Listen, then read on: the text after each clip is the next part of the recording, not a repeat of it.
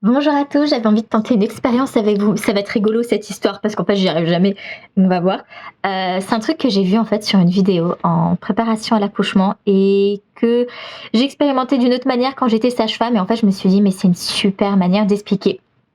C'est pour expliquer le mécanisme de dilatation du col de l'utérus avec un ballon de baudruche et puis une balle de ping-pong. Donc là, j'ai envie de faire l'expérience avec vous. Moi, je l'ai déjà fait de mon côté et ça marche plutôt bien. Par contre, des fois, j'ai du mal à le refaire en direct parce qu'il faut mettre cette fameuse balle de ping-pong dans le ballon. Et ça, c'est un peu contraignant à faire. Alors, on va voir à quel point j'y arrive. Donc l'idée, en fait, ça va être de pouvoir expliquer à la femme qui va bientôt accoucher de quelle manière les contractions vont avoir une action sur le col de l'utérus. Donc, oh, franchement, j'ai réussi plutôt vite. Là, j'ai mis ma petite balle de ping-pong dans mon ballon de baudruche. L'idée, ça va être de faire glisser la balle de ping-pong vers le fond du ballon, car je vais devoir gonfler mon ballon. Donc ça, en général, c'est pas le plus long à faire. Bon. J'y arrive plus ou moins bien. Ok. Ok, waouh. C'est rock'n'roll cette histoire quand même. Faut que je le prépare en amont ça, hein, je le fais pas devant les femmes. Ok, super. Donc, je suis en détention, en possession d'un ballon avec la balle de ping-pong à l'intérieur. Là, je vais souffler dans le ballon pour pouvoir gonfler l'utérus qui est censé quand même avoir le corps d'un bébé à l'intérieur. La balle de ping-pong va donc représenter la tête du bébé. Alors, je vais devenir toute rouge.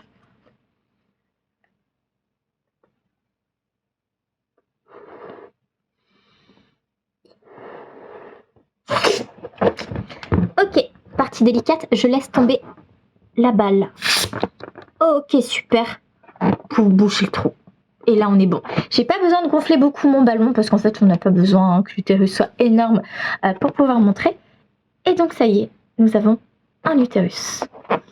La balle de ping-pong qui est en train de boucher le trou, hein, c'est pour ça que mon ballon se dégonfle pas et que j'ai pas besoin de faire un nœud. Et en fait, c'est comme ça que je vais pouvoir expliquer aux femmes enceintes qui viennent me voir ce mécanisme de col de l'utérus et puis de contraction. Qu'est-ce que je fais moi en fait du coup en séance une fois que je suis arrivée à cette étape-là que j'ai essayé de faire en amont, mais franchement là ça a été plutôt rapide, et ben je vais leur demander de prendre le ballon dans les mains et puis d'appuyer pour mimer une contraction. En général on va faire un truc un peu comme ça. Donc elles se disent ouais ok, l'utérus il se contracte. Je sais pas si vous voyez, il se passe pas grand chose au niveau de mon col de l'utérus. Mon col de l'utérus, moi ce qui va m'intéresser, c'est sa longueur. Ça va être aussi l'épaisseur. J'ai un petit peu moins d'action sur l'épaisseur parce que bah là c'est un ballon. Et puis aussi l'ouverture. Là par exemple, moi je dirais tout simplement, le col il est ouvert à un doigt. Je peux y mettre un doigt. Et c'est ce qui se passe lors d'un examen vaginal. La sage-femme ou le soignant que vous allez avoir en face de vous, et ben il va mettre ses doigts dans le vagin. Et puis il va regarder au niveau du col de l'utérus, est-ce que c'est fermé ou est-ce que je peux y mettre un doigt. Un col de l'utérus, finalement, c'est comme un petit tunnel. Il y a un orifice externe, il y a un orifice interne. Et puis des fois, je peux pas du tout rentrer le doigt. Ok, super, pendant la grossesse, nous on préfère qu'il soit fermé. Et puis, là c'est plutôt là que ça nous intéresse. Quand les contractions vont commencer à arriver, que le travail est en train de se mettre en place, que l'accouchement, dès dans quelques heures, hein, plus ou moins imminent, et il va commencer à s'ouvrir. Et c'est les premiers centimètres qui sont difficiles à avoir lors d'un accouchement. C'est ce qui est le plus long, c'est ce qui est le plus pénible. Parce que quand on n'a jamais accouché, il faut bien que le travail il se fasse. Donc nous on a dit quoi? Qu'on allait regarder l'épaisseur. Vous allez vous concentrer sur cette partie-là de mon ballon. Et puis également l'ouverture. Il y a la souplesse aussi qu'on peut mesurer comme d'hab. Bon là c'est un ballon de baudruche, il ne va pas se passer grand-chose. Mais on peut voir si c'est plus ou moins dur. Ok. Les os du nez, ils sont durs. Là, on peut se dire, ok, c'est à peu près ça qu'on peut avoir entre les doigts. Est-ce que le col va devenir mou? Mou, c'est les joues. C'est la texture rebondie des lèvres. Là, on est sur quelque chose qui est plus accessible à la détente et à l'ouverture. Il faut normalement déjà que le col, il se raccourcisse, qu'il devienne un petit peu plus petit, qu'il se ramollisse avant qu'il puisse s'ouvrir. Au début, on part de 0 cm et puis on va essayer d'atteindre les 10 cm de dilatation pour que la tête du bébé, à peu près 9,5-10 cm de diamètre, puisse passer. Alors du coup, je reviens sur mes contractions. Au début, moi je vais prendre le ballon à mes femmes et puis elles vont contracter un petit peu. Et là on a dit franchement, je sais pas si vous voyez, mais il se passe pas grand chose. Ça c'est ce que j'appelle les contractions de Braxton Hicks. Ce sont des contractions d'entraînement. C'est un petit peu ce qu'on appelle les fausses contractions, mais je trouve qu'il n'est pas très beau ce mot. En fait l'utérus il s'entraîne. Et au cours de la grossesse, l'utérus des fois il se dit « Oh, est-ce que je sais comment faire? Je me rappelle plus. Est-ce que je sais comment contracter ?» Bah oui, l'utérus il a besoin de s'entraîner parce que c'est pas inné. Et donc du coup, c'est ces fameuses contractions que des femmes peuvent ressentir, qui sont plus ou moins intenses, qui peuvent faire quand même mal, mais qui n'ont aucun effet, ou très très peu, sur le fameux col de l'utérus. Il se passe pas grand-chose.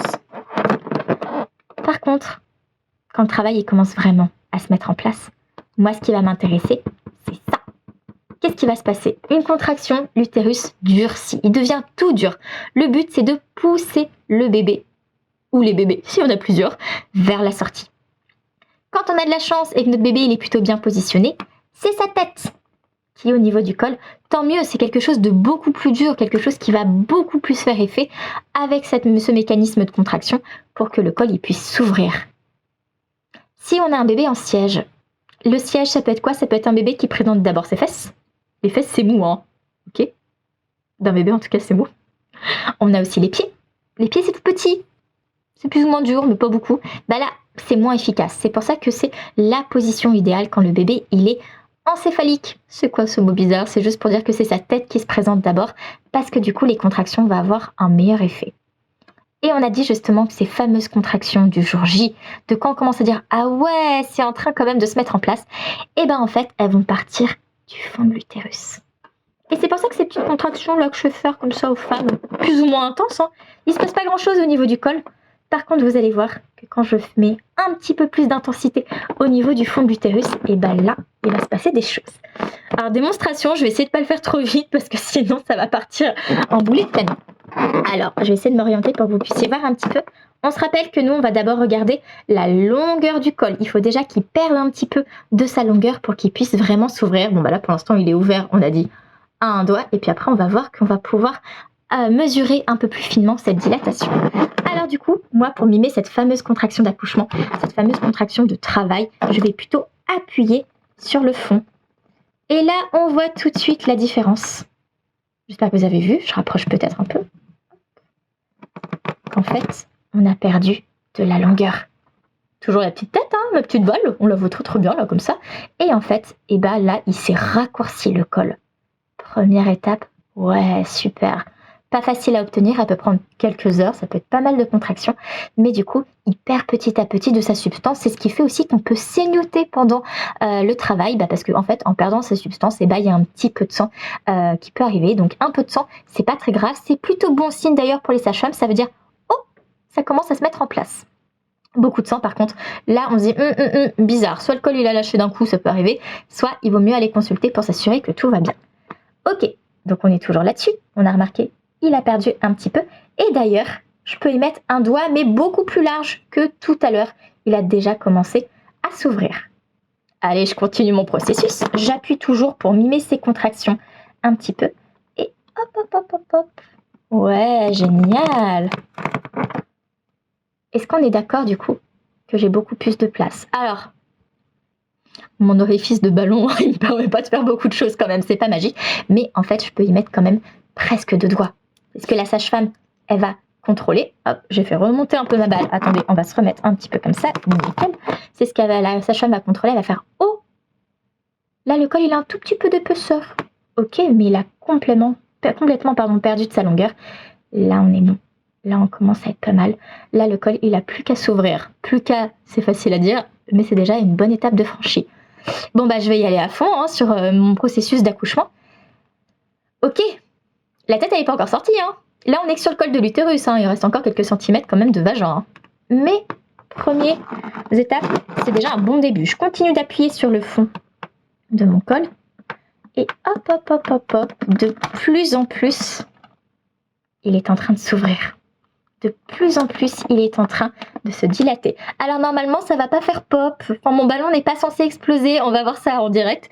Mais peut-être que la balle, elle va partir d'un coup. Je vais essayer de mesurer mon truc. On voit aussi que l'utérus, il a pris une drôle de forme. Bon, là déjà, parce que c'est un ballon de baudruche. Hein. L'utérus va pas prendre exactement cette forme-là. Mais il y a tout l'utérus qui est en train de descendre normalement. Il y a le placenta aussi. Il y a tout le bébé.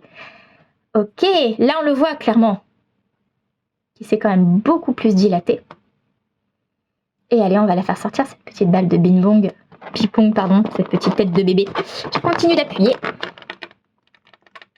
Ouais, là, on en arrive quand même à une bonne étape. Quand les premiers centimètres y sont faits, la suite, elle est quand même beaucoup plus simple et souvent un peu plus rapide. Alors attention, attention, hein, je vais bientôt faire sortir ma balle. Hop, on voit qu'elle commence bien à poindre. Et là, elle vient de propulser dans le cabinet, c'est très chouette. Voilà, bon, petite vidéo improvisée, hein. Je sais pas mon truc les vidéos, mais je trouvais ça vachement chouette de pouvoir en fait expérimenter ça et puis de faire comprendre la différence en fait entre des fausses contractions, des vraies contractions, quels vont être leur impact sur le col, comment nous on peut visualiser aussi ce qui est en train de se passer dans notre corps, parce que moi je trouve que c'est une aide précieuse, c'est la connaissance, c'est se dire, bah en fait, tout ce que je suis en train d'expérimenter, tout cet inconfort, peut-être toute cette douleur que je suis en train de subir au cours d'une contraction, c'est à ça qu'elle est en train de servir. C'est exactement ça qui est en train de se passer au niveau de mon utérus, au niveau de la tête de mon bébé. Alors mon bébé ne part pas en boulet de canon non plus, hein, on est bien d'accord, mais c'est ça que je peux peut-être avoir en tête, que je peux peut-être visualiser lorsque j'ai des contractions, parce que ça permet de se rassurer et de se dire « Hey, c'est en train de bien avancer ». Voilà, donc ça c'est un atelier que j'ai commencé à faire aux femmes qui viennent me voir et qui sont dans le dernier mois, parce que je trouve ça plus sympa de le faire quand elles sont proches de l'accouchement. Et puis voilà, si vous avez envie de le reproduire chez vous, parce que vous avez envie d'expérimenter, et ben on a dit un ballon de baudruche, ma balle de ping-pong qui est partie complètement à l'opposé du cabinet. Et puis voilà, j'espère que ça vous a plu ce format. Je vais essayer peut-être de faire des formats un peu plus rigolos, comme ça, un peu improvisés, mais qui permettent peut-être de mettre une image sur les mots que je peux employer. À bientôt!